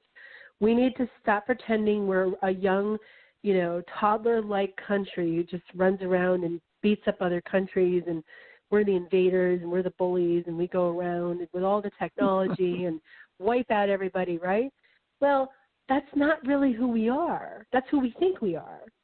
It's just like a spiritual journey on a smaller scale. It's like America as a person needs to go back and have some regression. America as a person needs to have some therapy, and America needs to go through a healing process. And think about what's been layered on top of that. We have racial differences that come from racial wounds that are stirred up and triggered every time some political party needs to create social chaos so that they can have their laws passed. And we just have this really strange layered effect of different woundage. We have the Native American woundage. We have the African American woundage. We have all of these different things. The women here are not treated like goddesses. A lot of them are just treated like specimens. And so we have to take a look at the realities of the healing process for America as a person, right? What does America as a person need to heal? Well, roots come up for me. The first thing I see when I see America is damaged roots. and the roots need to be healed. And the only thing that's going to heal those roots, like with a healing process for a person, is time, acknowledgement, the ability to be truthful and see things clearly and not get caught up in the story itself, right? So when America goes through the healing process, which you know, is not going to just happen overnight. It's not going to just happen because one or two people want it to happen. It's going to have to be an individual. Every American is like the cell of this entity of America. So every American has to go through the finding their roots. Who are they? Okay, who are you as an American? If you're Native American and you're an American person, you can't not acknowledge your heritage as a Native American, right? But if you do, then you're going to end up getting, you know, in a lot of different situations, they're going to just trip you up and make you constantly circle back to having to look at who you really are, if that makes any sense. So it does. Yeah, I think America is going through a massive transformation, and the leadership that we have right now, whether you like him or not, really, it doesn't matter, because whether you like him or not, he is standing up for things that no other president has stand up for. And you just cannot deny that. Whether you like it or not, it doesn't matter. You have to acknowledge the fact that he is doing things differently than all other presidents have done. He is stirring more feathers. He's stirring more feathers, and he is creating more problems in places because he's bringing an energy and he's showing up, and he's not doing it the way it used to be done. And it's throwing people for a loop, and they're doing everything in their power to create an image and to over-exaggerate certain things, and I really see that very clearly because I'm not attached to it either way. Trump is in office. He's here. He's the president. People voted him in. I have my own theories on how he got in, and I don't think that, you know, we'd be any better off with Hillary Clinton. In fact, we'd probably be at war someplace, okay, because her vote was all about going off into some other country. I mean, I just think we'd be following the same things. You know, interestingly enough, Barbara, when you think about the odds of being president, you know, kids are told, oh, you can be anything in the whole world. You know, you can grow up and be anything. You can even be president. But when you have families that have more than one term of presidential serving, like the Bushes, right, or the Clintons, you have, what are the odds that a family has more than one president in the family? This is almost like a kingdom. And when Trump has come in and turned around the kingdom, and he's ruffled a lot of feathers, he's pissed a lot of people off, he's taken on mainstream media, he's outright practically destroyed CNN. That's a massive major news outlet. If you watch that now, all they do is bad talk him. And you have just this constant witch hunt of stuff. I don't agree with everything he does. I'm not saying he's a good person or a bad person. I'm just saying that you have to look at the realities of the propaganda going on around us. Obama made it legal for propaganda to be used on American citizens, these unhealed American citizens who haven't gone through their root healing process, right? And they're very susceptible to it. They're susceptible to the delusion of what they're told, and they believe it, but not the ones who have gone through their awakening. The ones who have gone through their awakening have opened up their eyes to the realities of leadership in this country, and they see the corporations and the justice systems and all the different entities combined and how they support each other and how they really don't work for the average person. Right. So there's been a lot of wake up over the last decade. There's been wake up on the levels of consumerism that we have to be accountable for, on the mistreatment of the land that we have to be accountable for. Nobody wants to buy our GMO products around the world because they cause disease. They're banned in 64 countries. Why the heck would I want to buy a bunch of GMO soybeans that are going to turn my citizens into sick people? Because that's what it does. It causes illness and disease. And if you say that, the food companies can come after and sue you because our justice system is set up that way. So we have this really very tangible, real infrastructure that enables this kind of abusive situation on our people and our land. And when people start to talk about it, well, you know, sometimes you get no exposure because your reach is cut off, because we have to face the fact that, you know, we're also digitally susceptible to that. Censorship that happens because of that, our digital life is very real, and it's becoming more and more obvious. And so when you have this... I experienced that. Google got angry at me and put me in timeout. Well, you know, the hell with Google, because this is something you may not know, and somebody listening may not know this either. Google only accesses 4% of total information. The rest of it's in the deep web. I learned all of this back in 2015, and it just blew my mind. And I started talking about it on the air. Anybody I could get to have a conversation with me about it was on my show. I was just floored by this. The rest of the information is in the deep web, where you have some bad things that are going on, but you also have the academic storages. You have things there that the information is stored there. And, you know, so when you Google something, you ask Google a question, which everybody does now, like Google is God. And you say to Google, what's this, God? And Google gives you a magical answer. Yeah. And it's like, oh, okay. And then it's just believed. It's believed to be true. I mean, it's like an oracle without the wisdom. I mean, it's like 4% of wisdom is accessed through Google, right? So when you take something as truth, but it's only based on 4% of information, how can that possibly be all there is to it? Yeah, it's frightening, and this is something that is in your book as well. I want to get back to your book a little bit, because you cover such magnificent topics, you know, from Bitcom to, General Corzo to, 1947. You've hit so many different areas, and as I said at the beginning of the show, it's timeless material, but it helps you to have a greater understanding and foundation of what's been going on around you. It's a wake up call. It's a wake up call. Well, this didn't happen overnight. I mean, our situation didn't happen overnight, right? I traced it all back to 9/11 even, because 9/11 changed everything. 9/11 changed privacy laws. If you read my chapter with Chad Marlowe, who's the head counsel for data privacy for the ACLU, you'll be stunned at what he reveals in that chapter. If you go on to Stuart Trusty, who is the CEO of worldbit.com, and you read through about Bitcoin and the beginnings of Bitcoin and how blockchain technology has come into the picture and is offering everything the ability that can be, anything that can be ledgered can be blockchained. And as you go through the realities of cryptocurrency and the realities of the digital age and how it's being sold as a convenient, beautiful thing, how much faster does your internet really need to be in order for you to lose all of your privacy rights? I mean, how fast do you really have to Google anything with the 4% information and then say, and I know instantly, we've become an instant gratification worshiping culture.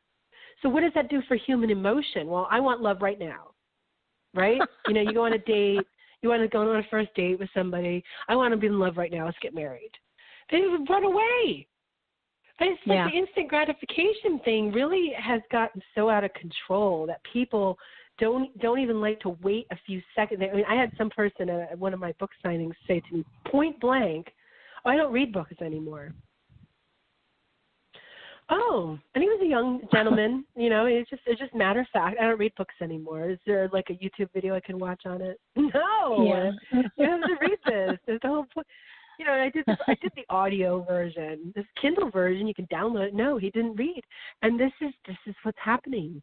This is what's happening to our younger generations. This is the progression of the evolution of the digital age.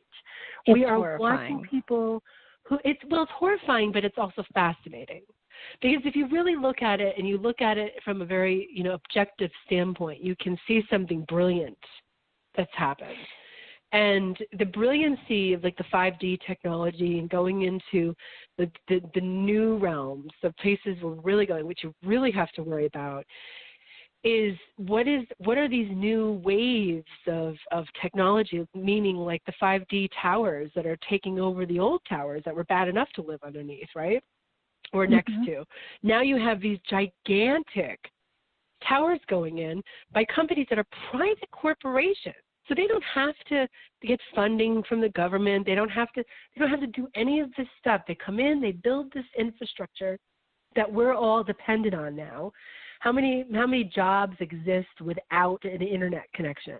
How many people have any kind of social life without an internet connection now? Right? So we've become so dependent on the infrastructure that now the improvements on the infrastructure are going to be miraculous. Your home will be smart. Your home will know when you're out of toilet paper. What a fantastic thing, okay? You're out of milk. Right. Oh, my God, that's fantastic. My fridge just told me I'm out of milk. I'll pay $5,000 for it, right? People have to wake up.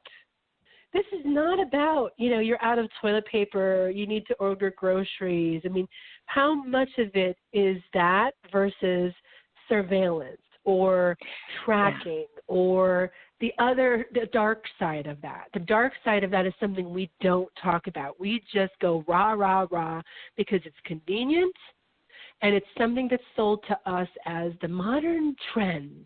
Everybody's going to do it. Everybody's got a cell phone now, right? Well, now your cell phone can be used as a wallet because you can pay with your cell phone. Now your cell phone is your calendar and your to-do list and has all your contacts, and you'll know when Jimmy's birthday's coming up or grandma has to go to the doctor or whatever the things are that go on in your life. And you can keep it all right there. How many people actually walk away from their phones for more than a few minutes? It's attached to their hip, literally. So the frequency that's emitted from the phones, the frequency that goes into our bodies, have been proven to cause cancer, have been proven to cause health issues. And now we have this 5D technology coming in, and it's new. It's going to be really big when it starts to roll out in full force. And the wavelengths that come off of the 5D poles and the stuff that holds all the signals is much more dangerous to the human body and living life systems than what has been in the past. And what has been in the past has been dangerous enough. So this might sound all scary and yuck and let's go stick our heads in the sand or cry, right? But we have to remember that the way out of this is you're not obligated to be just You don't have to walk around with your cell phone. You can go out into nature and leave everything in the house. Right? Be aware and be informed. Absolutely. You have to know what's going on. You have to understand why you're not feeling well. Well, they just put a new phone thing up, or, down the block, right? And all of a sudden you don't feel well. Your energy is disrupted. You're not sleeping right. You don't quite feel yourself. Well, then you go through all your checklists of self-care and you am I getting enough water? Am I enough protein? All that stuff, right? Yes, yes, yes. Well, then what is it? Well, maybe it's the new receiver in your living room. Maybe it's the new pole up on the street, down the street. We have to be considerate of the things that are going on around us because they do affect us. And if we're not aware of what's going on or we're not aware of what their potentials are, we need to educate ourselves. We need to educate others. We need to tell people, you don't want to eat the food that's grown under those. I live in an area where we have a commercial apple orchard underneath these gigantic new 5D poles they've just put in through the valley.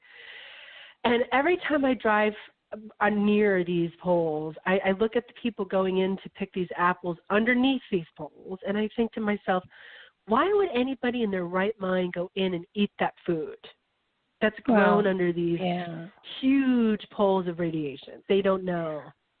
On that note, I just noticed we are out of time. I could talk to you forever.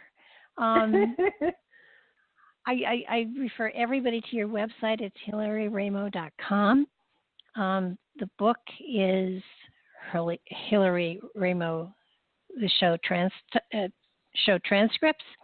Please, please, please get a copy of it and read it. I promise you, you won't be disappointed. You'll be enlightened. You'll be excited. You'll be depressed, but you'll be informed. Hillary, thank you so much. Thank you for having me, Barbara. This has been a fun conversation. I hope everybody's enjoyed it. It's been a pleasure. I have. Good night now.